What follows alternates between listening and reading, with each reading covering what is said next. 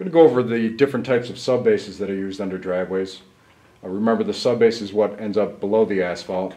One of them is like this one here. This is a bank run gravel. Bank run gravel is kind of a poor choice to be using because the rounded stone can never lock together. So with vehicle traffic, it tends to push around. It's a pretty poor choice for your subbase in your driveway because of the rounded stone. Another one that we see quite frequently are millings. Millings are ground up blacktop.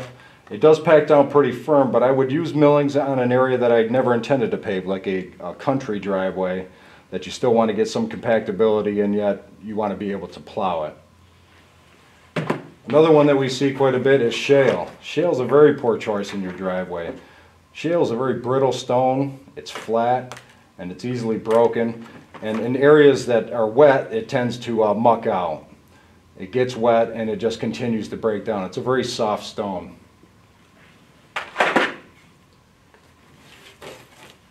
This is another form of gravel. This is what gravel typically looks like.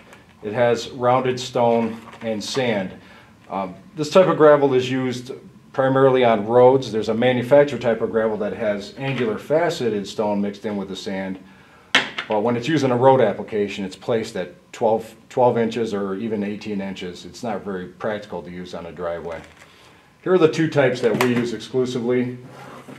This first one is called crusher run. Crusher run consists of stone up to 1.5 inches in size all the way down to stone dust. It's called 1.5 inches minus.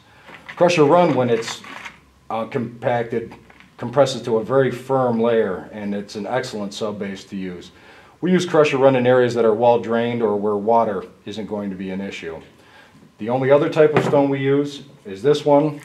This is called Asheville 57. The thing about the 57s is they consist of number 1 and number 2 stone, and they're angular, so we get what's called aggregate interlock. All the stones line up and lock together with our compactor. We have a vibratory compactor on our roller, and it shakes and knits these stone together. And once you've achieved that aggregate interlock, you make a good firm base. The difference between the 57s compared to the crusher run is they're all evenly graded stone, 1s and 2s, so it does leave some air spaces in. So areas that have water might be an issue, the water can pass harmlessly through and under the subbase.